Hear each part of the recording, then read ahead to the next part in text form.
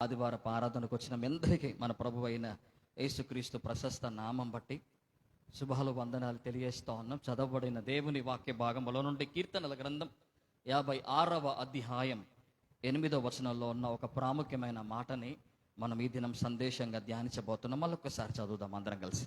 కీర్తనల గ్రంథం 56వ అధ్యాయం 8వ వచనం. నా సంచారములను నీవు లెక్కించి ఉన్నావు, నా కన్నీళ్లు నీ బుడ్డిలో నుంచబడి ఉన్నవి. కీర్తనల గ్రంథం 56వ అధ్యాయం ఒక ప్రాముఖ్యమైన అధ్యాయంగా లేఖన భాగాల్లో మనం చూస్తున్నాం. దాదాపుగా ప్రతి ఆదివారం ఇక మీదటి నుండి కీర్తన భాగాల్లో ఉన్న ప్రాముఖ్యమైన వచనాల మన ఆత్మీయ జీవితాలకి కావలసిన వర్తమానాలని ఒక లైన్లో నుండి తీసుకొని ప్రతి ఆదివారం మన ఆత్మీయ జీవితాలకు కావలసిన వర్తమానాలను మనం వినబోతున్నాం. గడిచిన ఆదివారం ఒక చక్కటి వర్తమానం వినం. దేశంలో నమ్మకస్తులైన వారిని నేను కనిపెడుతున్నాను. ఈరోజున కీర్తనల గ్రంథంలో నుండి 56వ అధ్యాయం 8వ వచనంలో నుండి మనం ఒక ప్రాముఖ్యమైన అధ్యాయాన్ని, ప్రాముఖ్యమైన వచన భాగాన్ని ధ్యానించబోతున్నాం. ఈ దినం మనం ధ్యానించబోతున్న అంశం ఏంటంటే, నా కన్నీళ్లు నీ బుడ్డిలో ఉంచబడి ఉన్నవి. చెప్పండి, మీ పక్కన వాళ్ళతో చెప్పండి, నీ కన్నీళ్లు దేవుని బుడ్డిలో ఉంచబడి ఉన్నవని చెప్పండి. స్తోత్రం చెప్పండి, హల్లెలూయా. ఈ 56వ కీర్తన దావీదు రాసే సమయానికల్లా ఎంతో ప్రతికూలతలని అనుభవిస్తూ ఉన్నాడు, ఎంతో వేదనని, ఎంతో దుఃఖాన్ని అనుభవిస్తూ ఉన్నాడు. ఫిలిష్తీయులు దావీదు గాతులో ఉన్నాడని తెలిసి దావీదుని పట్టుకొనినప్పుడు దావీదు రాసిన కీర్తన ఈ 56వ కీర్తన. ఎంతో ప్రతికూలతతో, ఎంతో కన్నీటితో, ఎంతో దుఃఖముతో రాస్తా ఉన్నాడు. 56వ అధ్యాయం 1వ వచనంలో చదవండి. దేవా నన్ను కరుణింపుము, మనుషులు నన్ను మృంగవలనని ఉన్నారు, దినమెల్లా వారు పోరాడుచు నన్ను బాధించుచున్నారు. ఎట్లా ఉంది తన పరిస్థితి చూడండి. నన్ను కరుణించయ్యా, మనుషులు నన్ను మింగవలనని చూస్తా ఉన్నాడు, దినమెల్లా పోరాడుతూ ఉన్నారయ్యా, నన్ను ఏం చేస్తున్నారు చెప్పండి, బాధించుచున్నారు. అనేకులు గర్వించి నాతో పోరాడుచున్నారు, దినమెల్లా నా కొరకు పొంచి ఉండి నన్ను మింగవలనని ఉన్నారని చెబుతా ఉన్నాడు. ఎంతో ప్రతికూలతలతో, ఎంతో దుఃఖముతో, వేదనతో, ఎంతో బాధతో, ఎంతో కన్నీటితో ఈ కీర్తన రాస్తా ఉన్నాడు. ఈ కీర్తన గాతులో దావీదు ఫిలిష్తీయుల చేత పట్టబడినప్పుడు రాస్తున్న కీర్తన ఇది. అందులో నుండి తన అనుభవం అంతటిలో నుండి కీర్తనకారుడు రాసిన ఒక ప్రాముఖ్యమైన విషయం ఏంటంటే, 56వ అధ్యాయం 8వ వచనంలోకి వచ్చే కల్లా నా సంచారములని నీవు లెక్కించి ఉన్నావు అని అన్నాడు. ఏమన్నాడు చెప్పండి? నా సంచారములు అనగా సంచరించటం, ప్రయాణాలని, నేను వెళ్ళిన స్థలాలని, నేను తిరిగిన మార్గాలని, నేను ప్రయాణించిన పరిస్థితులని నీవు లెక్కించావయ్యా అని అంటా ఉన్నాడు. ఎక్కడికెక్కడికో వెళ్ళిపోయాడు దావీదు జీవితం అంతటిలో దావీదు ఎక్కువగా ప్రయాణంతోనే గడిపిన అనుభవాలను చూస్తాం.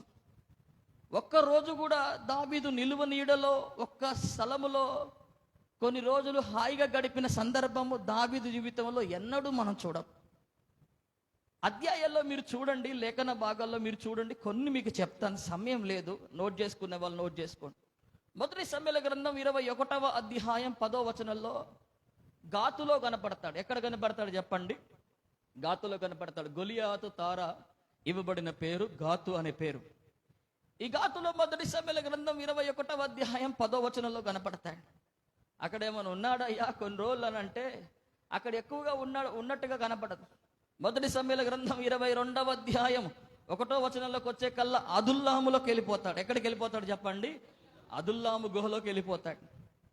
దాని తర్వాత కింద వచ్చిన భాగాల్లోకి వచ్చే కల్లా మొదటి సమూయేలు గ్రంథం 22వ అధ్యాయం 3వ వచనంలోకి వచ్చే కల్లా మిస్పేలో కనపడతాడు. ఎక్కడ కనపడతాడు చెప్పండి? మిస్పేలో. మళ్ళీ ఏమైనా మిస్పేలో ఏమైనా ఉన్నాడా కొన్ని రోజులైనా అని అనుకుంటే మొదటి సమూయేలు గ్రంథం 22వ అధ్యాయం 5వ వచనంలోకి వచ్చే కల్లా హారెత్తుకి వెళ్ళిపోతాడు. ఎక్కడికి వెళ్ళిపోతాడు చెప్పండి? హారెత్తులో ఏమైనా ఉన్నాడా కొన్ని రోజులైనా అంటే నిలువు నీడలో కొన్ని రోజులైనా మనశాంతిగా నెమ్మదిగా ఏమైనా బతికాడంటే హారెత్తులో కూడా ఉండడం. మొదటి సమూయేలు గ్రంథం 23వ అధ్యాయం 5వ వచనంలోకి వచ్చే కల్లా కేయిలాకి వెళ్ళిపోతాడు. కేయిలాలో ఏమైనా ఉన్నాడేమో కొన్ని రోజులు అని అనుకొని చూస్తే మొదటి సమూయేలు గ్రంథం 23వ అధ్యాయం 14వ వచనంలోకి వచ్చే కల్లా జీపు అరణ్యంలోకి వెళ్ళిపోతాడు. అలాగే చూస్తే పోని జీపులో అయినా కొద్ది రోజులైనా ఉన్నాడేమో అనుకుంటే మొదటి సమూయేలు గ్రంథం 23వ అధ్యాయం 25వ వచనంలోకి వచ్చే కల్లా మాయోనికి వెళ్ళిపోతాడు. మాయోన్లో కొన్ని రోజులు ఏమైనా ఉన్నాడేమో దావీదు, కొన్ని రోజులు ఏమైనా ప్రశాంతంగా బ్రతికాడేమో దావీదు అని చూసి ఆ అధ్యాయాన్ని చదివే లోపటే మొదటి సమూయేలు గ్రంథం 24వ అధ్యాయం 1వ వచనంలోకి వచ్చే కల్లా ఎన్కేది ఎక్కడికి వెళ్ళిపోతాడు చెప్పండి? ఎన్గేది. జీవితకాలం అంతటిలో ఈ వచనాలు ఎందుకు నేను మీకు చెప్తున్నానంటే, నా సంచారములనట ఏంటట దేవుడు చేశాడు చెప్పండి? లెక్కించాడు. ఎన్ని చోట్లకి వెళ్ళాడు చెప్పండి? మనం లెక్క పెడితేనే, నాకు లెక్క పెడితేనే ఒక రోజంతా సరిపోయింది. అసలు ఎక్కడికెక్కడికి వెళ్ళాడు దావీదు? ఏం సంచారం చేశాడు? ఎన్ని సంచారాలు చేసి ఉంటాడు? దావీదు సంచారం లెక్కించడానికి ఎన్ని చోట్లకి వెళ్ళి ఉంటాడంటే, ఈ మొదటి సమూయేలు 21, 22, 23, 24లో మీరు చదివితే 8 స్థలాల్లోకి దావీదు షార్ట్ పీరియడ్ ఆఫ్ టైంలో అతి తక్కువ సమయంలో ప్రయాణించి నిలువు నీడలేక వెళ్ళిపోయినట్టుగా కనపడుతున్నాడు. గాతు నుండి ప్రయాణించబడిన అతని ప్రయాణం ఎన్గేది దాకా వెళ్ళిపోతాను ఉన్నది. అంటే నా సంచారాన్నిటినీ ఇక్కడ దావీదు ఏమంటున్నాడు? 56వ కీర్తన 8వ వచన భాగంలో అంటే ఏం చేశాడట దావీదు చెప్పండి? ఏం చేశాడట దావీదు? ఏమంటాడు చెప్పండి? నా సంచారములన్నిటిని నీవు లెక్కించండి. నా ప్రతి సంచారాన్ని, గాతులో నుండి అదుల్లాము గుహ నుండి మిస్పే నుండి హారెతు నుండి కేయిలా నుండి జీపు నుండి మాయో నుండి ఎన్గేది, ఈ ప్రతి సంచారాలన్నిటినీ కూడా నువ్వు లెక్కిస్తా ఉన్నావయ్యా. నా ప్రతి ప్రయాణాన్ని నువ్వు చూస్తున్నావయ్యా. నా ప్రతి కష్టాన్ని చూస్తున్నావయ్యా. నా ప్రతి ఇబ్బందిని నువ్వు చూస్తున్నావయ్యా అని దావీదు చెబుతూ కింద వచన భాగాల్లోకి వచ్చే కల్లా నా కన్నీళ్లు నీ బుడ్డిలో నుంచబడి ఉన్నవని అంటున్నాడు. దేవునికి స్తోత్రం చెప్పండి. హల్లెలూయా. ఏమంటున్నాడు చెప్పండి? నా కన్నీళ్లు ఏంటట చెప్పండి? ఎక్కడున్నాయట చెప్పండి? బుడ్డిలో ఉంచబడి ఉన్నవంటున్నాడు. ఎంతో క్లిష్ట పరిస్థితులలో, ఎంతో బాధతో, వేదనతో రాస్తా ఉన్నాడు ఈ కీర్తన. ఎందుకంటే గాతులో ఫిలిస్తీన్ల చేత పట్టబడ్డాడు. అప్పటికే పట్టబడిన పరిస్థితుల్లో శత్రువులు ఆవరించారు, శత్రువులు పొంచి ఉన్నారు, మింగవలనని చూస్తున్నారు, పోరాడుతూ ఉన్నారు, బాధ పెడతా ఉన్నారు. ఇక చూసి ఇక దేవుని దగ్గర మొరపెట్టాలని అనుకొని ప్రార్థించిన దావీదు ఒక ప్రార్థన చేస్తాడయ్యా, నా సంచారాలన్నీ నువ్వు లెక్కించావయ్యా, నా కన్నీళ్ళన్నిటినీ నువ్వేమన్నాడంటే, ఏమన్నాడు దావీదు భక్తుడు అంటే, నీవు బుడ్డిలో ఉంచి ఉన్నావయ్యా. ఎక్కడుంచాడు చెప్పండి? బుడ్డిలో ఉంచాడట. ఈ వచన భాగాన్ని చూస్తే దావీదు జీవితంలో కన్నీరు కనపడతా ఉంది.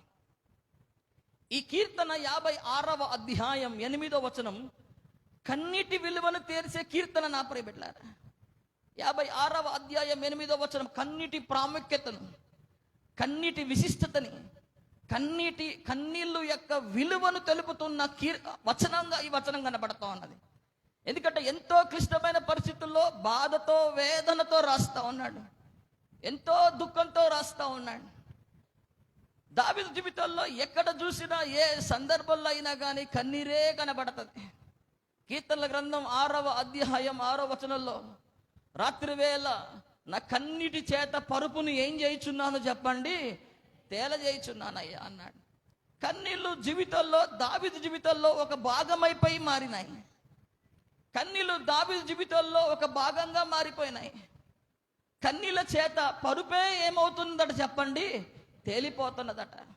102వ కీర్తన 10వ వచనంలో కన్నీళ్ళని ఆహారంలో కలుపుకుంటున్నాడట. ఎక్కడ కలుపుకుంటున్నాడు చెప్పండి? నా పానీయముతో కన్నీళ్లు కలుపుకొనుచున్నాను. నా పానీయంలో ఏం కలుపుకుంటున్నాడట చెప్పండి? కన్నీళ్లు కలుపుకుంటున్నాడట. అంటే ఎంతగా కన్నీరు దావీదు జీవితంలో ఉన్నదో మీరు చూడండి.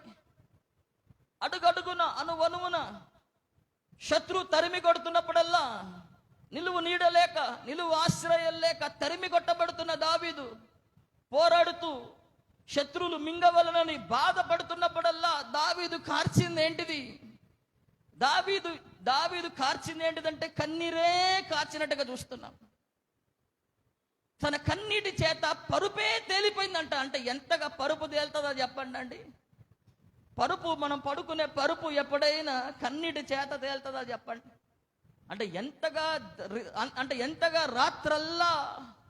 రాత్రి సమయం అంతా ఏం చేస్తా ఉన్నాడనంటే విశ్రాంతి లేక, ఆదరణ లేక, నెమ్మది లేక, కన్నీరు ఏం చేస్తానో ఉన్నాడు కీర్తనకారుడు చెప్పండి, కారుస్తూనే ఉన్నాయి.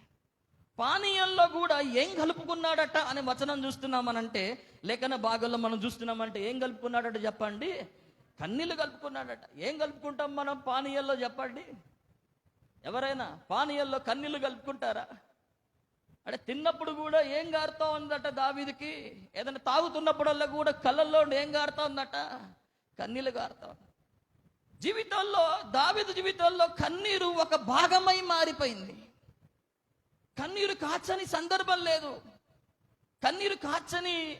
కన్నీరు కారుస్తున్న సందర్భాలే ఉన్నాయి. కన్నీరు కాచని రోజు కానీ పరిస్థితి కానీ ఎన్నడూ దావీదు జీవితంలో లేదు. ప్రతి సందర్భంలో, ప్రతి పరిస్థితుల్లో కూడా దావీదు ఏం గారుస్తూ ఉన్నాడు చెప్పండి, కన్నీరు గారుస్తూ ఉన్నాడు.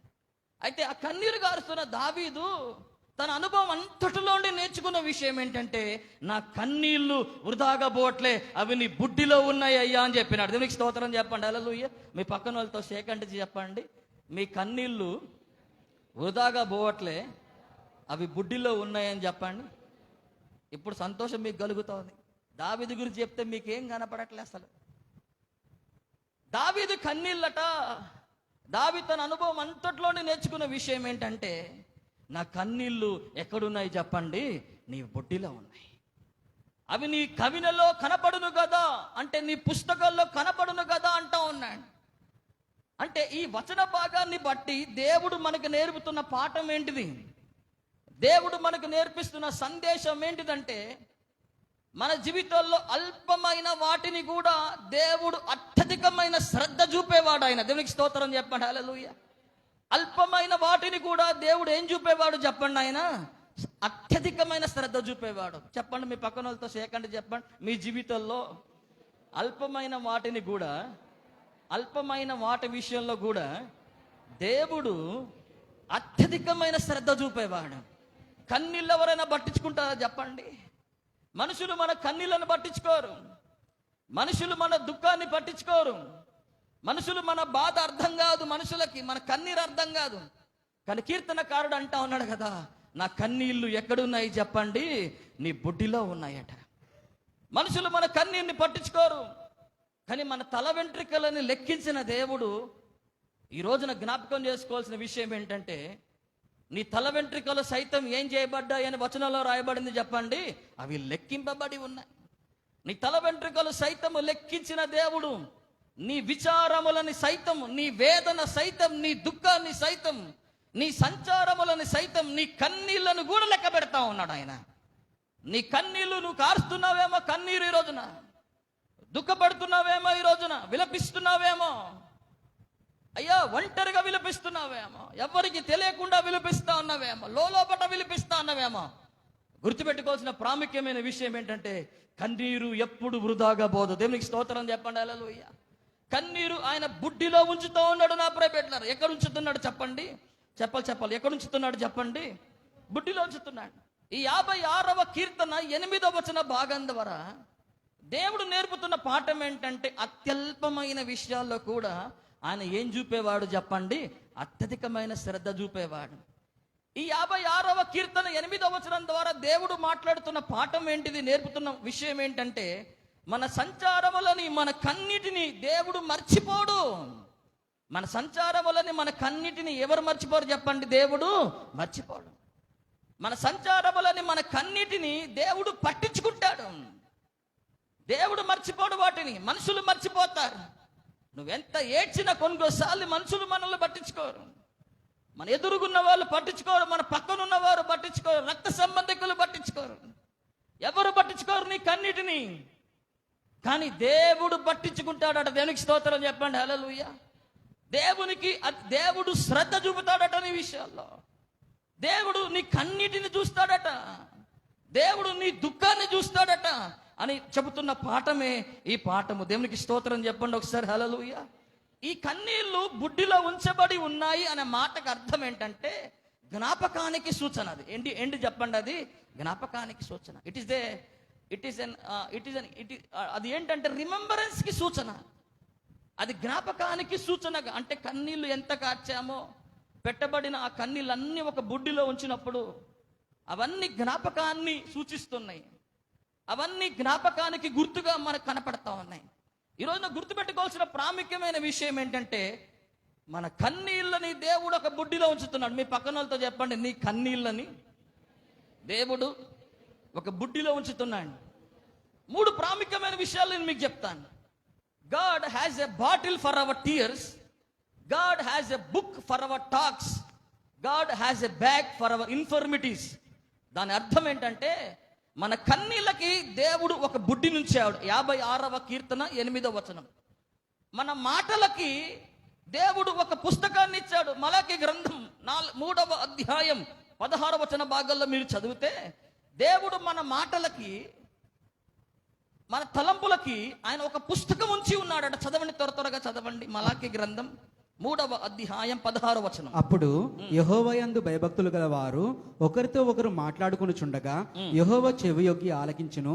మరియు యెహోవాయందు భయభక్తులు కలిగి ఆయన నామమును స్మరించుచు ఉండు వారికి జ్ఞాపకార్థముగా ఒక గ్రంథము ఆయన సముఖమునందు వ్రాయబడెను. గ్రంథము ఆయన సముఖమందు ఏం చేయబడింది చెప్పండి? వ్రాయబడెను. ఆయన యందు భయభక్తులు గలవారు ఏమేం మాట్లాడుకుంటున్నారు, ఆ మాటలన్నీ ఆలకిస్తున్న దేవుడు ఒక గ్రంథాన్ని రాస్తున్నాడట.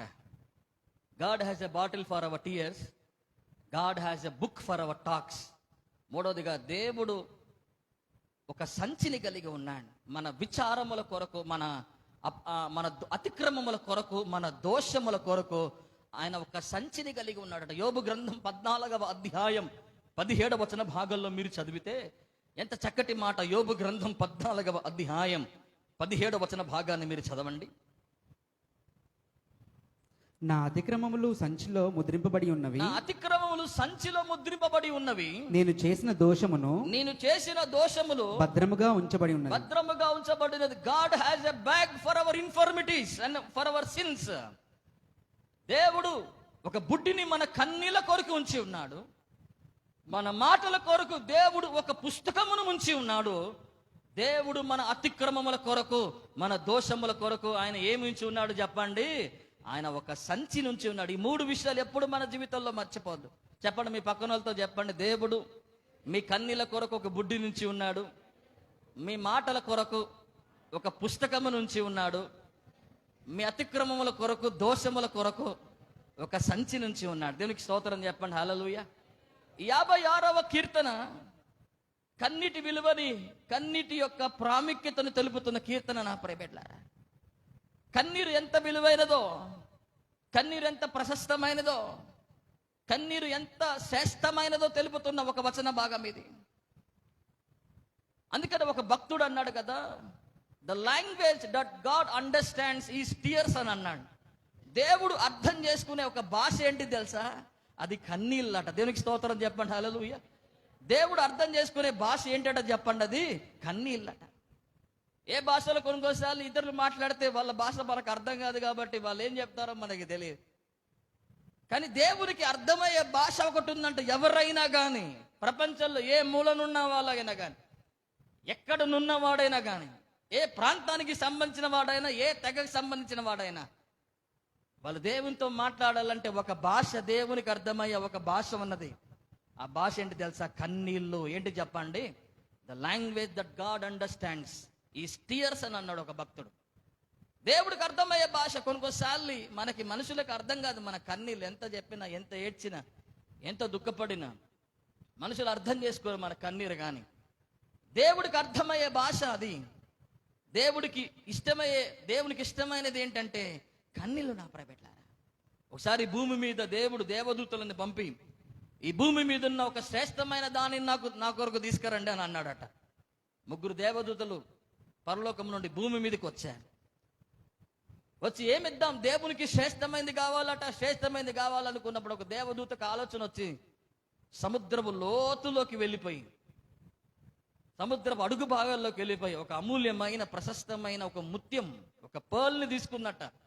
ముత్యాన్ని తీసుకొని చాలా అందంగా, సొగసుగా కనపడుతున్నది. ఇది దేవునికి శ్రేష్టమైంది కావచ్చు, ఆయన పాదముల దగ్గర అర్పించదగినదని అనుకుందట.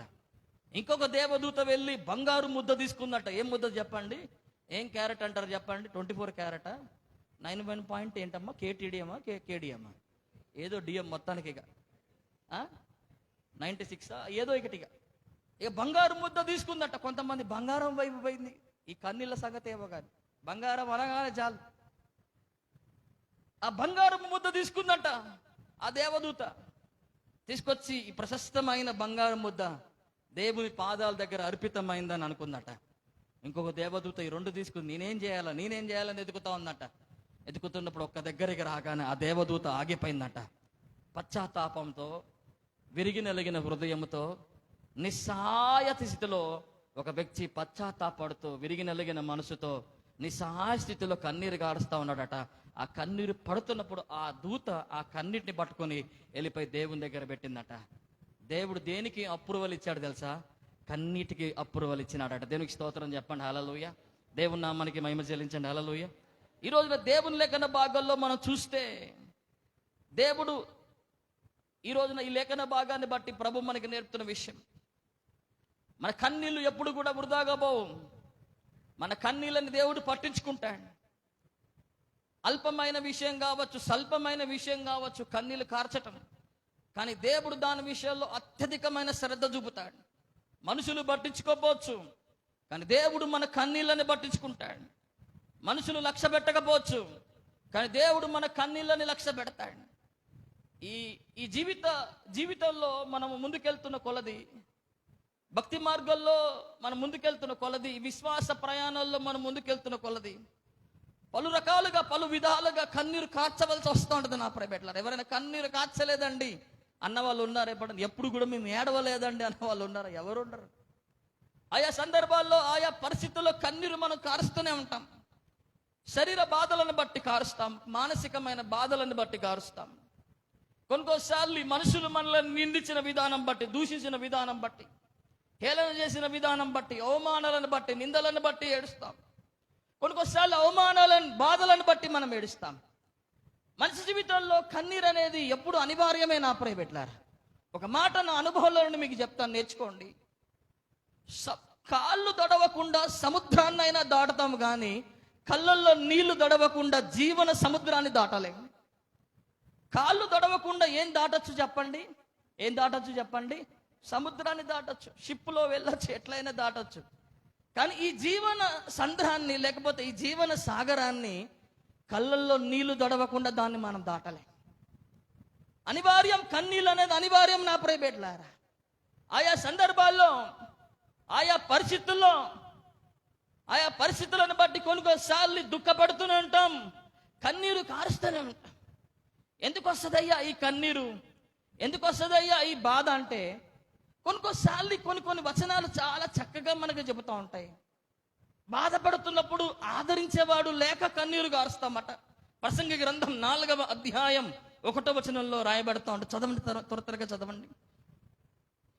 ప్రసంగి గ్రంథం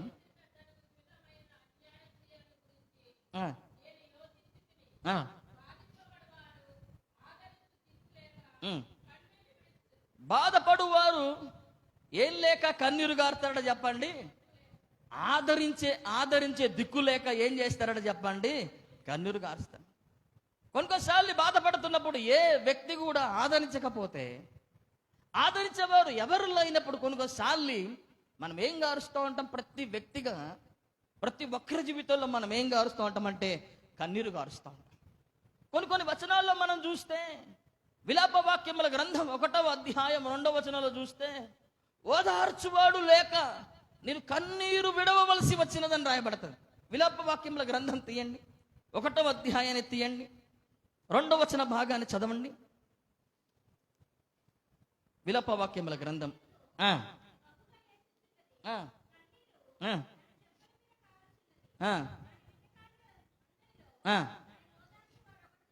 ఓదార్చువాడు ఒకడు లేక ఏంటి చెప్పండి? కొన్నిసార్లు ఏం చేస్తూ ఉంటాం చెప్పండి? కన్నీరు గారుస్తూ ఉంటాం. కన్నీరు మన జీవితంలో అనివార్యం. నా ప్రియబిడ్డలారా, కన్నీళ్లు రాని విశ్వాసి అనుభవం వృధా. అది కన్నీరు కారుస్తూ ఉంటాం, కన్నీరు వస్తూనే ఉంటుంది మన జీవితాల్లో. కన్నీరు మనం కాచుతూనే ఉంటాం. లేఖన భాగాల్లో చూస్తే ఆదరించువాడు లేక కన్నీరు గారుస్తూ ఉంటాం. లేఖన భాగాల్లో చూస్తే ఓదార్చువాడు లేక కన్నీరు గారుస్తూ ఉంటాం.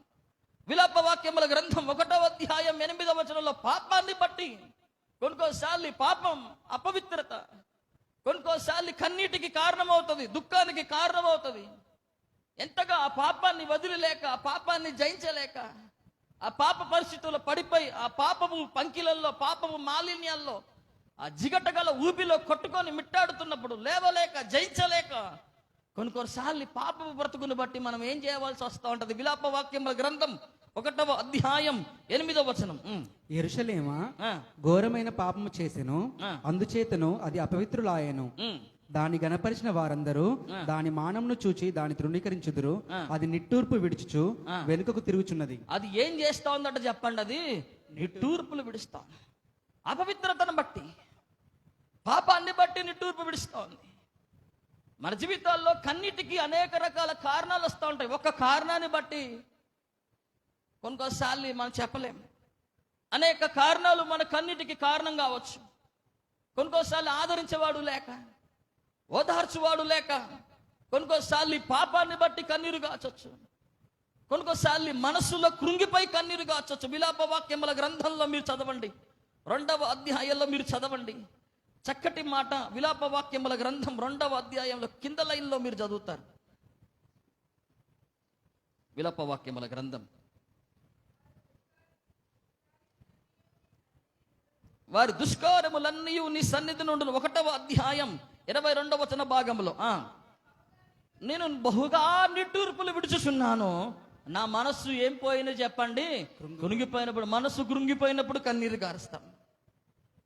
ఎందుకు కన్నీరు వస్తుంది కొన్నిసార్లు, ఎందుకు దుఃఖం వస్తూ ఉంటుంది కొన్నిసార్లు అంటే మనసులో ఎంతో కృంగుదల, మనసులో ఎంతో బాధ, మనసులో ఎంతో కష్టం ఉన్నప్పుడు కొన్నిసార్లు మనకేమొస్తుందని వచనం రాయబడుతూ ఉన్నది. వాక్యాన్ని మనం చూస్తున్నామనంటే కన్నీరు కారుస్తూ ఉంటాం. ఆదరించేవాడు లేక, ఓదార్చువాడు లేక, పాపాన్ని బట్టి, మనసులో కృంగుదలను బట్టి. కొన్నిసార్లు 38వ కీర్తనల గ్రంథం 8వ వచన భాగాల్లో చూసినప్పుడు, హృదయం నలిగిపోయినప్పుడు, మనోవేదన చేత మనం నింపబడినప్పుడు కొన్నిసార్లు మనం ఏం చేస్తామంటే మనం కన్నీరు గారుస్తూ ఉంటాం. దేవునికి స్తోత్రం చెప్పండి. హల్లెలూయా. ప్రభు నామానికి మహిమ చెల్లించండి. హల్లెలూయా. 38వ కీర్తనల గ్రంథం 8వ వచన భాగాన్ని చదవండి. నేను సొమ్మసిల్లి బహుగా నలిగి ఉన్నాను, నేను సొమ్మసిల్లి బహుగా నలిగి ఉన్నాను, నా మనోవేదనను బట్టి నా మనోవేదనను బట్టి కేకలు వేయుచున్నాను. కేకలు వేయుచున్నాను. ప్రభువా, ప్రభువా, నా అభిలాష నా అంతయు అభిలాష నీకే అంతా నీకే కనబడుచున్నది. కనబడుచున్నది. నా నిట్టూర్పులు నా నిట్టూర్పులు ఏంటి నీకు చెప్పండి? దాచబడి ఉండలేదు. దాచబడలేదు. ఎందుకు వస్తాను తెలుసా నిట్టూర్పులు? దేవుని లేఖన భాగాల్లో చూస్తే, నేను సొమ్మసిల్లి బహుగా ఏం చేశాడంటే చెప్పండి, నలిగి ఉన్నాను. కొన్నిసార్లు నలిగినప్పుడు, సొమ్మసిల్లిపోయినప్పుడు, శ్రమల ద్వారా, సమస్యల ద్వారా నలిగిపోతూ ఉంటాం. కొన్నిసార్లు సొమ్మసిల్లిపోతూ ఉంటాం. ఏంటయ్యా ఇంత శ్రమలు, ఇన్ని వేదనలు, ఇన్ని ప్రతికూలతలను కొన్నిసార్లు సొమ్మసిల్లి నలిగినప్పుడు వచన భాగాల్లో చెబుతోంది కదా వాక్యం, నా మనోవేదనను బట్టి కేకలు వేయుచున్నాను. 38వ కీర్తన 8వ వచనంలో దేన్ని బట్టి కేకలేస్తున్నట్టు చెప్పండి? మనోవేదన. ఎంత వేదన ఉన్నదో కీర్తనకారుల్లో, ఎంత వేదనతో నింపబడ్డాడేమో. సంతోషంతో కేకలేస్తే దావీదు మనోవేదన బట్టి కూడా కేకలేస్తా ఉన్నాడు. నా నిట్టూర్పులన్నీ నీకేం చేయబడ్డాయి చెప్పండి? నీకు తెలియజేయబడ్డాయి. ఈ వచన భాగాల్లో ఆయా సందర్భాలలో మనం కన్నీరు గారుస్తూ ఉంటాం, ఆయా సందర్భాల్లో మనం ఏడుస్తూ ఉంటాం. ఏదో ఒక తుఫాను, ఏదో ఒక శ్రమ, ఏదో ఒక సమస్య మనల్ని వెంటాడుతూనే ఉంటుంది. జీవితకాలం అంతట్లో కన్నీటికి, దుఃఖానికి కారణం అవుతూనే ఉంటుంది. ఆ తుఫానులో, ఆ శ్రమలలో, ఆ సమస్యల్లో మనం తాకినప్పుడు, అవి మన కుటుంబాలకు వచ్చినప్పుడు, అది మన వ్యక్తిగత జీవితాల్లో మనం అనుభవిస్తున్నప్పుడు మనం కన్నీరు గారుస్తాం. కన్నీరు మనకు అనివార్యమై మారిద్ది. దుఃఖం మనకు కలుగుతూ ఉంటుంది. అయితే ఈ రోజున నేను చెప్పడానికి ఇష్టపడుతున్న విషయం ఏంటంటే, నువ్వు కాచిన కన్నీరు ఆయన బుడ్డిలో ఉంచుతున్నాడట. దేవునికి స్తోత్రం చెప్పండి. హల్లెలూయా. ఎంత గొప్ప దేవుని కలిగి ఉన్నాం చూడండి, ఎంత గొప్ప దేవుని మనం ఆరాధిస్తున్నాం చూడండి. ఏ దేవుడు, ఏ వ్యక్తి కూడా మన కన్నీరుని చూడరు. ఏ వ్యక్తి మన కన్నీళ్ళని లక్ష్య పెట్టడండి, మన కన్నీళ్ళని మనం చూడడు. కానీ నీవు నేను ఆరాధించే దేవుడు ఆయా సందర్భాల్లో పలు రకాల కారణాల బట్టి నువ్వు కన్నీరు గాచినప్పుడు, దుఃఖపడుతున్నప్పుడు, విలపిస్తున్నప్పుడు, నువ్వు నిట్టూర్పులు విడుస్తున్నప్పుడు, నువ్వు కన్నీరు గారుస్తున్నప్పుడు ఆ కన్నీళ్ళన్నీ వృధాగా పోవట్లేదట, ఆ దుఃఖం అంతా వృధాగా పోవట్లేదట. ఎందుకంటే ఆయన దాన్ని పట్టించుకుంటున్నాడు, ఆయన దాని మీద శ్రద్ధ చూపుతున్నాడు. ఏంటిదా శ్రద్ధ, ఏంటి పట్టించుకుంటున్నాడు అండి దేవుడు అంటే, ఇగో ఆ కన్నీళ్ళన్నీ ఒక బుడ్డిలో ఉంచుతున్నాడట. దేవునికి స్తోత్రం చెప్పండి, హల్లెలూయా. ఆ కన్నీళ్ళన్నీ ఏం చెప్తున్నాడు చెప్పండి. ఇది ఈ 56వ కీర్తన ఈ 8వ వచనంలో, నా సంచారములన్నిటినీ నువ్వేం చేసి ఉన్నావో చెప్పండి, నీవు లెక్కించి ఉన్నావు. నా కన్నీరు నీ బుడ్డిలో దాచి ఉన్నది, నీ బుడ్డిలో ఉంచబడి ఉన్నవి. అవి నీ కవిలలో ఏం చేయబడును చెప్పండి, కనపడును కనుక, నీ పుస్తకాల్లో కనపడును కదా అంటా ఉన్నాడు. ఈ రోజున ఏ విషయాన్ని బట్టి నువ్వు కన్నీరు గారుస్తా ఉన్నావు, ఏ విషయాన్ని బట్టి నువ్వు బాధ పెడతా ఉన్నావు, నీ కన్నీరు ఒక బుడ్డిలో ఉన్నదన్న ఒక అభయం నీ మనసులో ఈ రోజున రావాలా. దేవునికి స్తోత్రం చెప్పండి, హల్లెలూయా. ప్రభు నామానికి మహిమ చెల్లించండి, హల్లెలూయా. విలియం బూత్ గారి దగ్గరకు ఒక వ్యక్తి వెళ్ళాడట. అయ్యా, నేనెంత సేవ చేసినా, ఎంత పరిచర్య చేసినా ఎవరు మారు మనసు పొందట్లేదయ్యా, ఏ వ్యక్తి రక్షింపబడట్లేదయ్యా, ఎవరి బంధకాలు తెగట్లేదయ్యా, ఎంత ప్రయాస చేసినా, ఎంత కష్టపడ్డా ఏ ఒక్క ఆత్మని నేను రక్షించలేకపోతున్నానయ్యా అని విలియం బూత్ గారి దగ్గరికి ఒక సువార్థికుడు వచ్చి అడిగాడట. ఆ సువార్థికుడికి విలియం బూత్ గారు చెప్పిన మాట ఏంటంటే, ట్రై టీయర్స్ అని చెప్పినాడట. కన్నీరు కాచి చూడు అని అన్నాడట. టైట్ టీయర్స్ అని చెప్పినాడట. అంటే ఈసారి కన్నీళ్ళని విడిచే ప్రయత్నం చేయి, కన్నీళ్ళు కాచే ప్రయత్నం చేయన్నాడట. ఆ దైవజనుడి మాట ఎందుకు అట్లా చెప్పినాడు, కన్నీళ్ళు కాచటంలో ఏమున్నదేమో, ఎంత ప్రయాసపడతా ఉన్నా ఒక్క ఆత్మ రక్షింపబడట్లేదు, ఎంత కష్టపడతా ఉన్నా ఒక్కరు కూడా రక్షింపబడట్లేదంటే నీ కన్నీళ్ళు విడవకపోవటమేమో అనుకొని కన్నీళ్ళు విడిచడం ప్రారంభించాడట. దేవుని కొరకు గొప్ప పంట కోయగలిగినాడట. దేవునికి స్తోత్రం చెప్పండి, హల్లెలూయా. ప్రభు నామానికి మహిమ చెల్లించండి, హల్లెలూయా. దేవుని నామానికి స్తోత్రం చెల్లించండి, హల్లెలూయా. పలు సందర్భాల్లో లేఖన భాగాల్లో మనం చూడండి, ఏ వ్యక్తి అయినా కానీ బైబిల్లో మనం చూసినట్లయితే, పరిశుద్ధ గ్రంథంలో మనం చూసినట్లయితే, ఆయా సందర్భాల్లో కన్నీరు గాచిన వారు మనకు కనపడతారు, కన్నీరు గాచిన ప్రజలు కనపడతారు, కన్నీరు కాచిన స్త్రీలు కనపడతారు, కన్నీరు కాచిన విశ్వాసులు కనపడతారు, కన్నీరు కాచిన భక్తులు కనపడతారు, కన్నీరు కాచిన ప్రవక్తలు కనపడతారు, కన్నీరు కాచిన అపోస్తులు మీకు కనపడతారు. మొట్టమొదటిగా చూడండి, నిర్గమకాండం 3వ అధ్యాయం 7వ వచన భాగాన్ని మీరు చూడండి. నిర్గమకాండం 3వ అధ్యాయం 7వ వచనం. మరియు యెహోవా ఇట్లనెను, నేను ఐగుప్తులోనున్న నా ప్రజల బాధలను నిశ్చయంగా చూచితిని, పనుల్లో తమ్మును కష్టపెట్టు వారిని బట్టి వారు పెట్టిన మొరను వింటిని, వారి దుఃఖములు నాకు తెలిసే ఉన్నది. వారి దుఃఖములు నాకు ఏంటి చెప్పండి, నాకు తెలిసే ఉన్నది. ఎవరి గురించి వాక్యం రాయబడుతుంది, ఎవరు దుఃఖపడుతున్నారని ఇక్కడ వచనం రాయబడుతుందంటే ఇశ్రాయేలు ప్రజలను గురించి. ఎవరి గురించి చెప్పండి, ఇశ్రాయేలు ప్రజలు. ఎన్ని సంవత్సరాలు అయితే ఐగుప్తు కాడి కింద ఉండబట్టి, దాస్యపు కాడి కింద నలగటాన్ని బట్టి, ఉండటాన్ని బట్టి ఎన్ని రోజులైతోంది ఇశ్రాయేలు ప్రజలకి. ఐగుప్తు యొక్క వట్టి చాకరి పనులు చేయలేక, దాస్యపు కాడిని భరించలేక, వట్టి పనులు చేయలేక, ఆ కాడి వారి మీద బహుగా భారముగా మోపబడుతున్నప్పుడు ఇశ్రాయేలు ప్రజలు కన్నీరు చూసే దేవుని వైపు మొరపెట్టినారట. ఎన్ని సంవత్సరాలు ఎప్పుడు వాళ్ళు అట్లా చేయలేదట. కానీ ఆ కన్నీటిని దేవుడు ఏం చేశాడని వాక్యాన్ని చూస్తున్నామనంటే, ఆ కన్నీరు నిర్గమకాండం 3వ అధ్యాయం 7వ వచన భాగములో ఆ కన్నీరు దేవునికి ఏం చేయబడింది చెప్పండి, తెలిసి ఉన్నది. ఆ కన్నీటిని దేవుడు చూశాడని వాక్యం రాయబడుతూ ఉన్నది. వారు తమ బట్టి పనులను బట్టి బాధ పెడుతూ వారు నిట్టూర్పులు విడవగా వారి దుఃఖము దేవునికి ఏం చేయబడింది చెప్పండి, తెలిసి ఉన్నది. వారి కన్నీటిని చూసిన దేవుడు మోషే లాంటి ఒక ప్రవక్తను ఎన్నుకొని ఇశ్రాయేలు ప్రజల కొరకు పంపడం జరిగింది. దేవునికి స్తోత్రం చెప్పండి, హల్లెలూయా. కన్నీరు బుడ్డిలో ఉంచబడతదా లేదా చెప్పండి. ఇప్పుడు మీకు చెప్పండి, కన్నీరు ఎందులో ఉంచబడతా చెప్పండి, బుడ్డిలో ఉంచబడతా ఉంది. కన్నీటిని దేవుడు బుడ్డిలో ఉంచాడు కాబట్టే, ఆ కన్నీరు వృధాగా పోలేదు కాబట్టే, ఆ కన్నీరు వ్యర్థంగా పోలేదు కాబట్టే వారిని విడిపించడానికి మోషే లాంటి నాయకుడు పంపబడ్డాడు. నా ప్రైవేట్లారా, అదే కన్నీరు బుడ్డిలో ఉంచబడకపోతే, వాళ్ళ కన్నీళ్లు వృధా అయిపోయింటే మోషే లాంటి నాయకుడు పంపబడకపోయేవాడు. పరిశుద్ధ గ్రంథంలో మీరు చూడండి, అనేక సందర్భాల్లో అనేక పరిస్థితుల్లో మీరు చూస్తారు.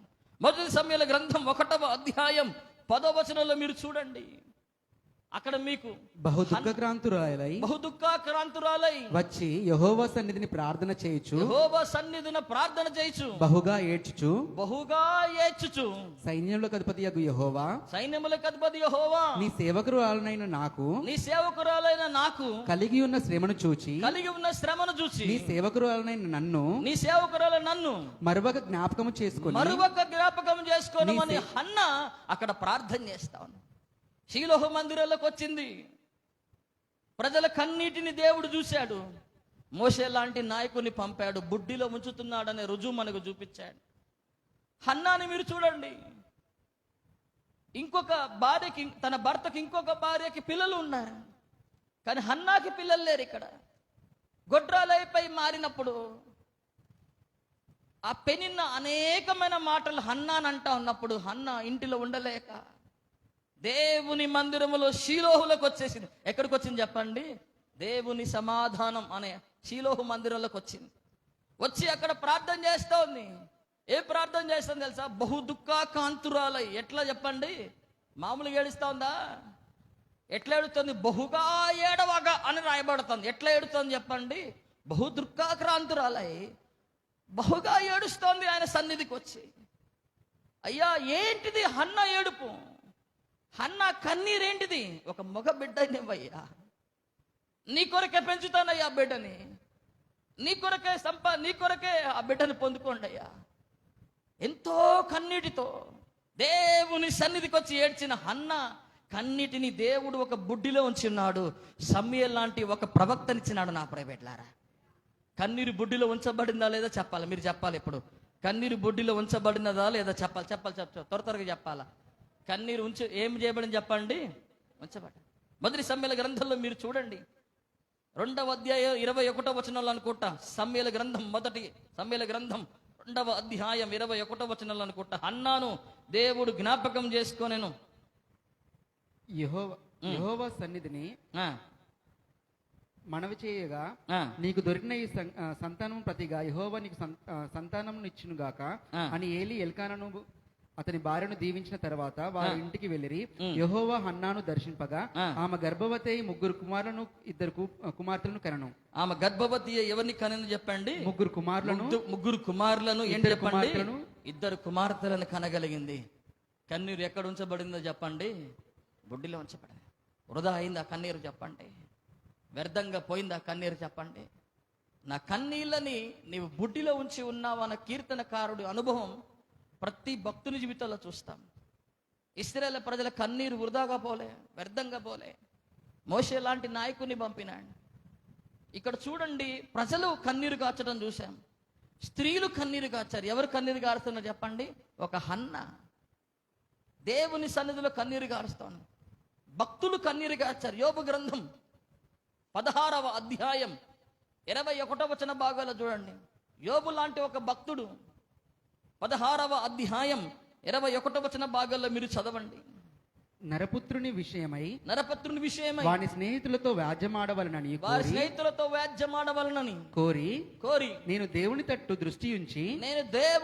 దృష్టి ఉంచి కన్నీళ్లు ప్రవాహముగా విడుచుచున్నాను. కన్నీళ్ళని ఎలా విడుచుచున్నాడు చెప్పండి? ప్రవాహముగా విడుస్తా ఉన్నాడు. పరిశుద్ధ గ్రంథంలో మీరు చూడండి, యోబు కూడా దేవుని సన్నిధిలో ఏం విడిచాడని వాక్యం రాయబడతామని చెప్పండి? కన్నీరు విడిచాడు. ఎగతాళి చేస్తున్న స్నేహితులను బట్టి యోబు ఏదైనా తట్టుకోగలిగినాడు. బిడ్డల పైన తట్టుకోగలిగినాడు, ఆస్తి పైన తట్టుకోగలిగినాడు, ఆరోగ్యం పైన తట్టుకోగలిగినాడు. భార్య అన్నా కూడా భార్యను కూడా తట్టుకోగలిగినాడు.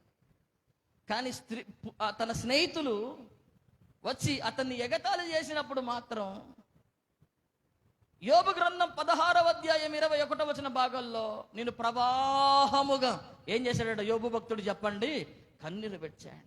అంటే కన్నీరు అనివార్యమా కాదా చెప్పండి? కన్నీరు ఎవరికి రాకుండా ఉందో చెప్పండి? ప్రజలు గార్చారు చెప్పాలి. ప్రజలు గార్చారు. ఎవరు గార్చారు చెప్పండి? స్త్రీలు గార్చారు. ఎవరు గార్చారు చెప్పండి? భక్తుడండి. భక్తులకు రాదంటారు కొంతమంది. భక్తులు కన్నీరు విడవరు అనుకుంటారు. భక్తులకు ఏ బాధ ఉండదు అనుకుంటా ఉంటారు. భక్తులు కూడా గారుస్తారు కన్నీరు. కన్నీరు గార్చాడు కాబట్టే దుఃఖపడ్డాడు కాబట్టే రెండంతలుగా ఆశీర్వాదాన్ని పొందగలిగినాడు. దీనికి స్తోత్రం చెప్పండి. హల్లెలూయా. కన్నీరు అనివార్యం నా ప్రియబిడ్డలారా. ప్రతి ఒక్కరూ ఆయా సందర్భాల్లో కన్నీరు కార్చాల్సిందే. ప్రజలైనా, స్త్రీలైనా, లేఖన భాగాల్లో మీరు చూస్తే భక్తుడైనా, యోబైనా కూడా మీరు చూడండి. రాజును చూడండి. 2వ రాజుల గ్రంథం 20వ అధ్యాయం 5వ వచనంలో హిజ్కియా మనకు రాజు మీకు కనపడతాడు. రాజు తలుచుకుంటే దెబ్బలకు తక్కువ లేదు. ఏం తక్కువ లేదు చెప్పండి? డబ్బులకు తక్కువ లేదు, దెబ్బలకు తక్కువ లేదు. మరి ఈ హిజ్కియా 2వ రాజుల గ్రంథం 20వ అధ్యాయం 5వ వచనంలో, నీవు తిరిగి నా ప్రజలకు అధిపతి అయిన హిజ్కియా యొద్దకు పోయి అతనితో ఇట్లనుము, నీ పితరుడైన దావీదునకు దేవుడగు యెహోవా నీకు సెలవిచ్చినదేమనగా, నీవు కన్నీళ్లు విడిచిన చూచితిని, నీ ప్రార్థన నేను అంగీకరించి ఉన్నాను. నీ కన్నీళ్లు విడుచుట నేను చూచితిని, నీ ప్రార్థన ఏం చేశాడు చెప్పండి? అంగీకరించి ఉన్నాను. ఒక రాజు సైతం కన్నీరు కార్చలేండి. రాజు సైతం ఏం చేసినాడు చెప్పండి? కన్నీరు కార్చలేండి. రాజు కన్నీటిని కూడా దేవుడు చూసినాడు నా ప్రియబిడ్డలారా. రాజుల సైతం ఇక హిజ్కియా నీ సంగతి అయిపోయింది, ఇల్లు చక్కబెట్టుకో. ఇక మరణకరమైన రోగం వచ్చినప్పుడు, ఇక చావు దగ్గరలో ఉందని హిజ్కియాకి తెలిసినప్పుడు, గోడ తట్టు తిరిగి కృపతో ఒక్కసారి నీ సేవకుని జ్ఞాపకం చేసుకోవయ్యా అని కన్నీరు కాచిన ఆ కన్నీరు, హిజ్కియా కన్నీరు బుడ్డిలో ఉంచబడ్డది నా ప్రియబిడ్డలారా. ఎన్ని సంవత్సరాల ఆయుష్ పొందగలిగాడు చెప్పండి? 15 సంవత్సరాల ఆయుష్. ఎంత అద్భుతకరంగా పొందాడో చెప్పండి. వృధా అయిందా కన్నీరు? వ్యర్థమైపోయిందా కన్నీరు? హిజ్కియా చేసిన ప్రార్థన మర్చిపోయాడా? కన్నిటిని వదిలేశాడా? కన్నిటిని పట్టించుకోలేదా దేవుడు? కన్నిటిని వృధా చేశాడంటే వృధా చేయలే. ఒక రాజు సైతం, రాజుకు కూడా కన్నీరు వస్తుంది. రాజు సైతం కన్నీరు గారుస్తాడు. కన్నీరు అనివార్యం, తప్పకుండా కాచాల కన్నీరు. ఎవరైనా కానీ కాచాల్సిందే. ఏ వ్యక్తి అయినా కాచాల్సిందే, కంపల్సరీ. రాజైన హిజ్కియా మరణకరమైన రోగం దగ్గరకు వచ్చినప్పుడు, ఆవరించినప్పుడు అతడు కూడా ఏం కాచవలసి వచ్చింది అని లేఖన భాగాల్లో మనం చదువుతున్నామంటే, దేవుని వాక్య భాగాల్లో మనం చదువుతున్నామనంటే, అతడు కూడా ఏం చేయవలసి వచ్చింది చెప్పండి? కన్నీరు కాల్సి వచ్చింది. ఆ కన్నీటిని దేవుడు ఒక బుడ్డిలో ఉంచి ఉన్నాడు. 15 సంవత్సరాల ఏం పొందుకోగలిగాడు చెప్పండి? ఆయుష్ని పొందగలిగాడు. యెషయా గ్రంథం 38వ అధ్యాయం 3వ వచనం, యెషయా గ్రంథం 38వ అధ్యాయం 5వ వచనంలో మీరు చదివితే,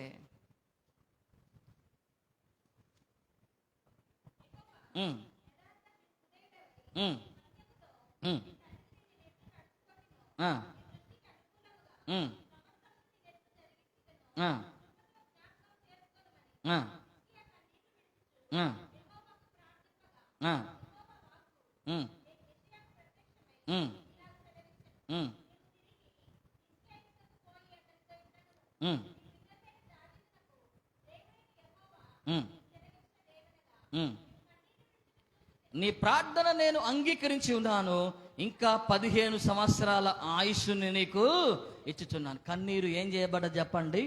బుడ్డిలో ఉంచబడ్డది. పరిశుద్ధ గ్రంథంలో మీరు చూడండి. ఇప్పుడు ప్రజలను మనం చూచాం, స్త్రీలను మనం చూచాం, భక్తులను మనం చూచాం, రాజును చూచాం.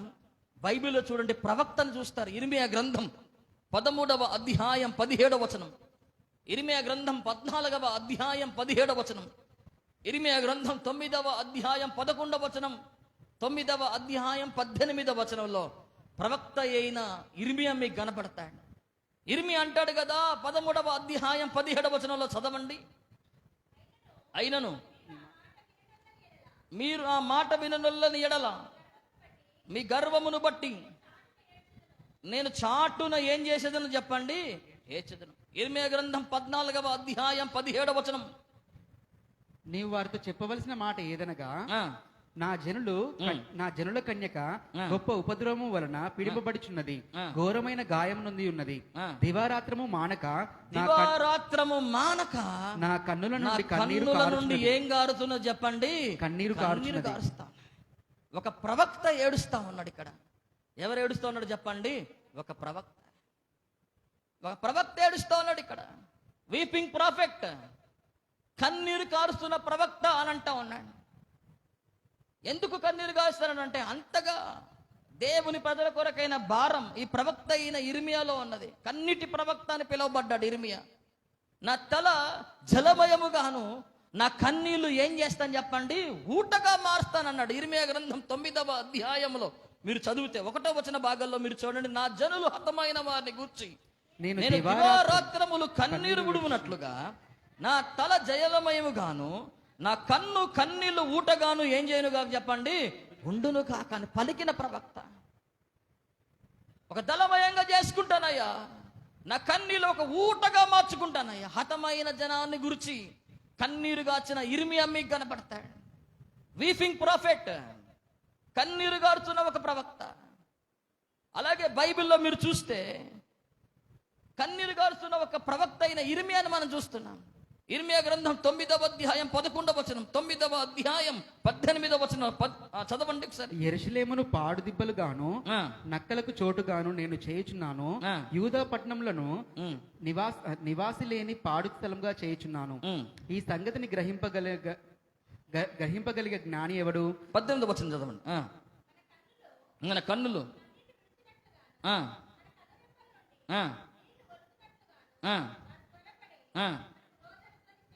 అని లేఖన భాగాల్లో మనం చూస్తూ ఉన్నాం. కన్నీళ్లు గారుస్తున్న ఒక ప్రవక్తలను మనం చూస్తూ ఉన్నాం. ఈ అనుభవంలో ఇర్మియా ఎంతగా నడిపించబడ్డాడో మనం చూస్తాం. జార్జ్ విట్ఫీల్డ్ ఒక దైవజనుడు ఉండేవాడు. ఆ దైవజనుడు వాక్యాన్ని బోధిస్తున్నప్పుడల్లా ఒక ప్రాఫెట్ ఈయన.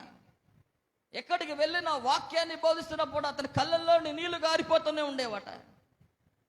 అలా చాలా మంది వచ్చి ఆ దైవజనుడి దగ్గరకు వచ్చి అడిగేవాళ్ళట, అయ్యా ఏం బాధ ఉందయ్యా, మీకేం కష్టం ఉందయ్యా? ప్రతిసారి వాక్యాన్ని చెప్పే టైం కల్లా, మైక్ పట్టుకొని నిలబడే టైం కల్లా కన్నీరు గారుతూ చెప్తా ఉన్నారు. ఏమైనా బాధలు ఉన్నాయా, ఏమైనా కష్టాలు ఉన్నాయా, ఏమైనా ఇబ్బందులు ఉన్నాయా అనుకుని ప్రజలు వచ్చి ఆయన దగ్గరికి అడిగేవాళ్ళట. ఆ జార్జ్ విట్ఫీల్డ్ అనే దైవజనుడు ప్రవక్త చెప్పే విషయం ఏంటంటే, నా కళ్ళల్లో నీళ్ళు ఎందుకు వచ్చాయి తెలుసా? ఇక్కడ చాలా మంది నరకపు అంచుల్లో వెళ్ళిపోతున్నారని నాకు కనపడినప్పుడు మిమ్మల్ని గురించి నాకు కన్నీరు కలిగేదని చెప్పాడు. దేవునికి స్తోత్రం చెప్పండి. హల్లెలూయా. నరక పంచుల్లోకి మీరు వెళ్ళిపోతున్నట్టుగా నా కళ్ళ ముందే మీరు కనపడతా ఉంటే మిమ్మల్ని చూసి నాకు కన్నీరు కలిగేదని జార్జ్ విట్ఫీల్డ్ అని ఒక దైవజనుడు అన్నాడు. ఇర్మియా అనుభవం కూడా అదే. ప్రజల విషయాల్లో నాశనం అయిపోతున్నప్పుడు, హతమైపోతున్నప్పుడు, నరకపు కూపంలోకి వెళ్ళిపోతున్నప్పుడు, తిరుగుబాటు చేస్తున్నప్పుడు, చెప్పినా వినుకోకుండా ఎంతగా తిరుగుబాటు చేస్తున్న ప్రజలను గురించి ఇర్మియా ప్రవక్త అయిన ఇర్మియా ఎన్నోసార్లు విలపించినాడు. నా ప్రియబిడ్డలారా, దేవుని లేఖన భాగాల్లో ప్రవక్త సైతం కూడా ఏం చేయబడ్డాడు చెప్పండి, కన్నీరు కార్చాడు. బైబిల్లో మీరు చూడండి, వాక్య భాగాల్లో మీరు చూడండి, విశ్వాసులకు కూడా కన్నీరు కార్చాడు. యోహాను సువార్త 11వ అధ్యాయం 33వ వచన భాగాల్లో మీరు చదవండి. ఆమె ఏడ్చుటయు ఆమెతో కూడా వచ్చిన యూదులు ఏడ్చుటయో యేసు చూచి కలవరపడి ఆత్మలో మూలుగుచు అతనిని ఎక్కడి నుంచి తిరని అడగగా, లేఖన భాగాల్లో మీరు చూస్తే యోహాను సువార్త 11వ అధ్యాయం 33వ వచనంలో మరియా ఒక మంచి విశ్వాసి. ఎవరు చెప్పండి? మరియా. మార్తా, మరియలు, లాజరు దేవుని దగ్గర మంచి విశ్వాసులు వీళ్ళు. అలాంటి లాజరు చనిపోయినప్పుడు, అలాంటి లాజరు మరణించిన సందర్భంలో ఆ మరణాన్ని బట్టి మరియకు ఏం కలిగిందని వచన భాగంలో మనం చూస్తున్నామంటే కన్నీరు గారిగిందట. మార్తా కన్నీరు గార్చిందట. తన ప్రియమైన సహోదరుడైన లాజరు చనిపోయినప్పుడు యేసయ్య విశ్వాసులు వీళ్ళు, దేవుని నమ్ముకున్న బిడ్డలు వీళ్ళు, దేవునికి ఆతిథ్యం ఇచ్చిన బిడ్డలు, దేవునికి దగ్గరగా జీవించిన బిడ్డలు, యేసయ్య ఎప్పుడు వాళ్ళ ఇంటిలో ఉండే బిడ్డలు వీళ్ళు. అలాంటి ఇంటిలోకి ఒక మరణం వచ్చినప్పుడు వాళ్ళు కూడా యేసయ్య అప్పటికున్నాడా? వాళ్ళ దగ్గర లేడు. అప్పటికి ఆయన దూరంగా ఎక్కడో ఉన్నాడు. చనిపోయి 4 దినాలు అయిపోయింది, 3 దినాలు అయిపోయింది, 4 దినాలు అయిపోయింది. ఇక ఎట్లాగైనా యేసయ్య లేకపోయే కల్లా యేసయ్య ఆ పట్టణంలోకి అట్లా వచ్చాడు అంతేగా. మార్తా, మరియలు ఇద్దరు ఉరుకుంటూ వెళ్ళిపోయినారు. యేసయ్య నువ్వు ఇక్కడ ఉన్న ఎడల లాజరు బ్రతికేవాడు కదయ్యా, నువ్వు ఇక్కడ ఉన్నట్లయితే లాజరు బ్రతికేవాడు కదా అనుకొని కన్నీరు గారుస్తున్నప్పుడు, వాళ్ళతో పాటు ఉన్న అక్కడున్న యూదులంతా కన్నీరు గారుతున్నప్పుడు యేసు ఆత్మలో కలవరపడి ఆయన కూడా ఏం గార్చాడట చెప్పండి? కన్నీరు గార్చాడట. ఈరోజున నీవు నేను ఆరాధిస్తున్న దేవుడు ఎంత గొప్పవాడంటే నీ కన్నీళ్లు చూసి ఎవ్వరు ఏడవపోవచ్చు, కానీ మన దేవుడు కన్నీరు గారుతాడు. దేవునికి స్తోత్రం చెప్పండి. హల్లెలూయా. కన్నీరు గార్చాడట యేసయ్య అని మనం చూస్తా ఉన్నాం. అంటే విశ్వాసులు కూడా ఏం గార్చారని బైబిల్లో మనం చూస్తున్నామనంటే కన్నీరు గార్చారు. విశ్వాసులే కాదండి, శిష్యులు కూడా గార్చారు. లూకా సువార్త 22వ అధ్యాయం 63వ వచన భాగాల్లో మీరు చూడండి. పేతురు 3 సార్లు పొంకి ఏసంటే ఎవరో నేను ఎరగనని చెప్పిన ఈ పేతురే సంతాపపలి అక్కడ ఏడ్చాడని రాయబడతాం. చదవండి లూకా సువార్త 22వ అధ్యాయం 63వ వచనం చదవండి. ఆయన అపహసించి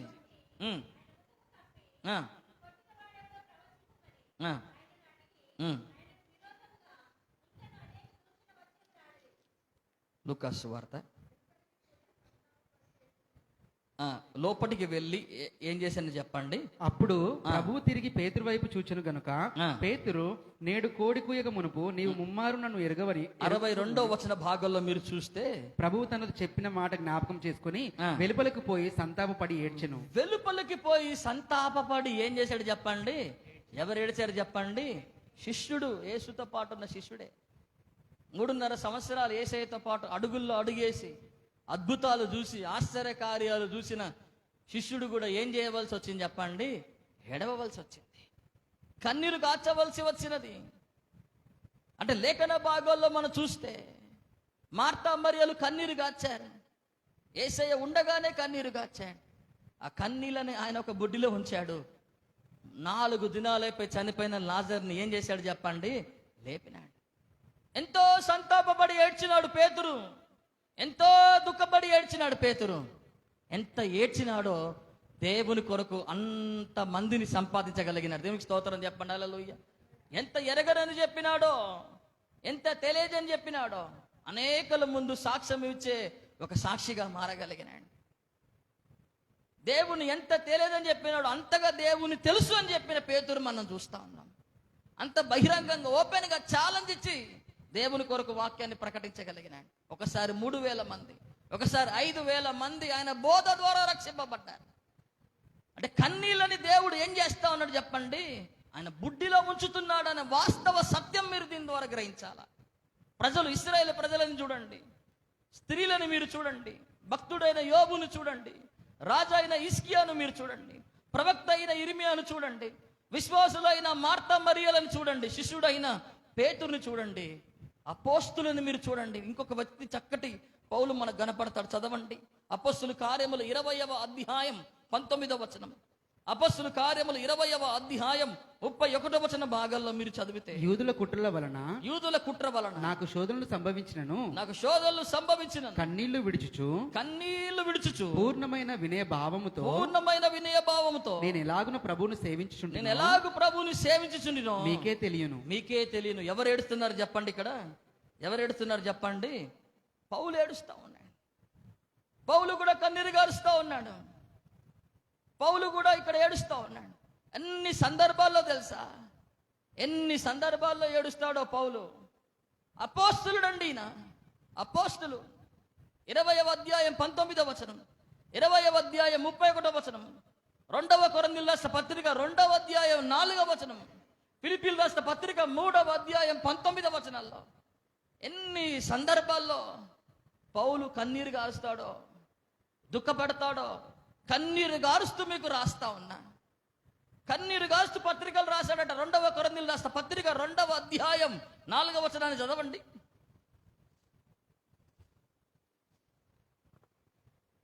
మీకు దుఃఖము కలగవలనని కాదు గాని మీ ఎడల నాకు కలిగి ఉన్న అత్యధికమైన ప్రేమను మీరు తెలుసుకొనవలనని నిండు శ్రమతోనూ మనోవేదనతోనూ ఎంతో కన్నీరు విడుచుచు మీకు వ్రాస్తిని. కన్నీరు విడుస్తూ ఏం చేసింది చెప్పండి? రాస్తా ఉన్నాడు. కన్నీరు అనివార్యము ప్రతి ఒక్కరికి. ప్రతి ఒక్కరు కన్నీరు కాచవలసిన సందర్భం ఉంటుంది. మినహాయింపు ఎవరికి ఉండదు కన్నీటి విషయాల్లో. ఏ సందర్భమైనా ఆయా సందర్భాల్లో ఏం చేయబడాల్సి వస్తుందని చెప్పండి? పలు రకాల విషయాలను బట్టి, పలు రకాల శ్రమలను బట్టి మనం కన్నీరు గార్చవలసి వస్తాను ఉంటుంది. కన్నీరు గారుతూనే రాశాడు, కన్నీటితోనే రాశాడు పౌలు, కన్నీటితోనే బోధించాడు పౌలు, కన్నీటితోనే బ్రతిమిలాడాడు పౌలు. సిలువకు శత్రులుగా అనేకులు నడుస్తున్నప్పుడు పౌలుకి కన్నీరు కలిగిందని లేఖన భాగాల్లో మనం చూస్తా ఉన్నాం. ఈరోజున ఈ వచన భాగం ద్వారా ప్రభు మనకు నేర్పుతున్న పాఠం ఏంటిది? 56వ కీర్తనల గ్రంథం 8వ వచన భాగంలో వచ్చాం. ఆ వచన భాగంలో ప్రభు మనకు నేర్పుతున్న పాఠం ఏంటంటే, నా సంచారములను నువ్వేం చేసావు చెప్పండి, నువ్వు లెక్కించి ఉన్నావు. నా కన్నీళ్లను నువ్వేం చేసావు చెప్పండి, నీవు ఒక బుడ్డిలో ఉంచి ఉన్నావు. ఈరోజు నువ్వే కారణాన్ని బట్టి కన్నీరు గారుస్తా ఉన్నా. కన్నీరు మన జీవితంలో ఒక భాగం అవుతుంది. అది కన్నీటిని దేవుడు పట్టించుకుంటాడు. కన్నీటి విషయంలో దేవుడు శ్రద్ధ చూపుతాడు. కన్నీటికి దేవుడు విలువనిస్తాడు. ఆయన కన్నీటికి దేవుడు ప్రాధాన్యతనిస్తాడు. కన్నీటికి దేవుడు ఏమిస్తాడు చెప్పండి, ప్రాముఖ్యతనిస్తాడు ఆయన. అందును బట్టి ఈరోజు నువ్వు చేయవలసింది ఏంటంటే, ఈ సందేశం అంతట్లో నుండి దేవుడిస్తున్న ఒక సారాంశం ఏంటిదంటే, యోవేలు గ్రంథం 1వ అధ్యాయం 5వ వచనములో, మత్తులారా మేల్కొని ఏం విడువడని రాయబడని చెప్పండి, కన్నీళ్లు విడువుడని రాయబడతాను. యోవేలు గ్రంథం 1వ అధ్యాయం 5వ వచన భాగంలో నుండి, మత్తులారా మేలుకొని ఏంటి చెప్పండి, కన్నీళ్లు విడువుడి. ఎందుకంటే అవి బుడ్డిలో ఉంచబడతా ఉన్నాయి. ఈరోజు ఏ సందర్భమైనా కానీ, ఏ పరిస్థితి అయినా కానీ, ఇప్పటి నుండి అయినా నీ కుటుంబం కొరకు, నీ పరిస్థితుల కొరకు, నీ శ్రమల కొరకు, నీ పోరాటముల కొరకు, శరీర బాధల కొరకు, మానసిక బాధల కొరకు, అనారోగ్య బాధల కొరకు, ఏ విషయమైనా కానీ ఒక భక్తునిగా నీ అనుభవం ఏముండాలి తెలుసా? దేవుని దగ్గర కన్నీరు గారవాలి. ఎక్కడ కన్నీరు గారవాలి చెప్పండి? దేవుని దగ్గర కన్నీరు గారాలి. అది మన అనుభవంగా మారాలని నా ప్రియబిడ్డలారా. విశ్వాసులు వారి అనుభవంగా మార్చుకున్నారు. ప్రజల అనుభవం అదే, హన్నా అనుభవం అదే, ఇర్మియా అనుభవం అదే, ఇస్కియా అనుభవం అదే. లేఖన భాగంలో మీరు చదవండి. పేతురు అనుభవం అదే, మార్తా మరియల అనుభవం అదే. పౌలు భక్తుని అనుభవం కూడా ఏంటి చెప్పండి? కన్నీరు గార్చటమే. కన్నీటిని దేవుడు లక్ష్య పెట్టేవాడు. కన్నీరు వృధా కాదు, వ్యర్థం కాదు, ఎన్నడూ కూడా కన్నీరు. అందుకని ఏ సందర్భం అయినా కానీ, ఏ పరిస్థితి అయినా కానీ, విరిగి నలిగిన హృదయంతో దేవుని దగ్గర వచ్చి నువ్వు కన్నీరు గార్చు. ఆ కన్నీరు ఆయన బుడ్డిలో ఉంచుతాడు. దేవునికి స్తోత్రం చెప్పండి. హల్లెలూయా. ఆ కన్నీటికి జవాబు ఉన్నది. ఆ కన్నీటికి ప్రతిఫలం ఉన్నది. ఆ కన్నీటికి ఉత్తరం ఉన్నది. ఆ కన్నీటికి పరిష్కారం ఉన్నది.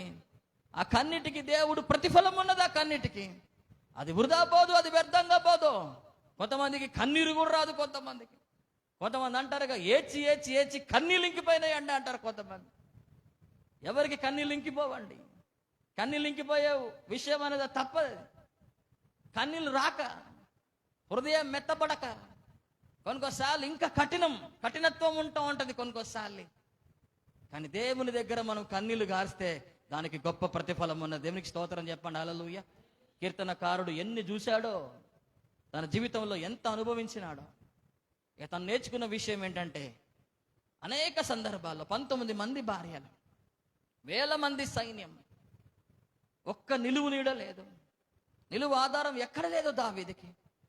ప్రతిరోజు తరిమి కొట్టబడుతూనే ఉన్నాడు. అయినా కానీ ప్రతిరోజు దేవుని దగ్గర ఆ కన్నీటి అనుభవంలో దేవుని దగ్గర ఉండుతూనే వస్తా ఉన్నాడు. ఆ కన్నీళ్ళని దేవుడు బుడ్డిలో ఉంచాడు. ఆ కన్నీళ్ళని దేవుడు చూశాడు. ఏ శత్రువు అయిన మామను ఉన్నాడు, ఆ మామనే ప్రేమించగలిగి క్షమించగలిగే మనసులోకి వచ్చినాడు. ఏ రాజ్యాన్ని కోల్పోయాడు, అదే రాజ్యానికి రాజై మారాడు. ఏ భార్యలకు దూరం అయినాడో, అదే భార్యలు తిరిగి తన దగ్గర నడిపించబడగలిగాడు. ఏ దేవునికి దూరం అయిపోయినాడో, ఆ దేవునికే దగ్గర అయ్యాడు. చివరికి దావీదుతో దేవుడు ఏమని చెప్పండి, నా హృదయానుసారుడు దావీదు. కన్నీళ్ళని దేవుడు ఖచ్చితంగా బుడ్డిలో ఉంచుతాడు. ఎప్పుడైనా గుర్తుపెట్టుకోడు. God has a bottle for our tears, God has a book for our talks. మన మాటల కొరకు దేవునికి పుస్తకం ఉన్నది. God has a bag for our infirmities, మన సిన్స్, మన అతిక్రమముల కొరకు, దోషముల కొరకు దేవుడు ఒక సంచి ఉన్నాడు. అయితే ఒక బాటిల్, ఒక బుడ్డి మాత్రం మన కన్నీళ్ళ కొరకు దేవుడు ఉంచుతున్నాడు. దేవునికి స్తోత్రం చెప్పండి. హల్లెలూయా. కన్నీరు గారుస్తున్నావా? ఈరోజు దేన్ని బట్టి కన్నీరు గారుస్తావు? దేన్ని బట్టి విలపిస్తావును? ధైర్యపరచబడు, ప్రోత్సహించబడు. ఎందుకంటే నీ కన్నీళ్ళన్నీ ఎక్కడున్నాయి చెప్పండి? ఒక బుడ్డిలో ఉన్నాయి. మీ పక్కన వాళ్ళతో షేకండిచి చెప్పండి చివరి మాట, నీ కన్నీళ్ళు వృధాగా పోట్లే, వ్యర్థంగా పోట్లే, అవి ఒక బుడ్డిలో ఉంచబడ్డాయి. ఆమె దేవుడు తన వినికిడిలో ఈ మాటలను దీవించును గాక. కళ్ళు మూసుకుందాం, ప్రార్థన చేద్దాం. దయచేసి మోకరించండి.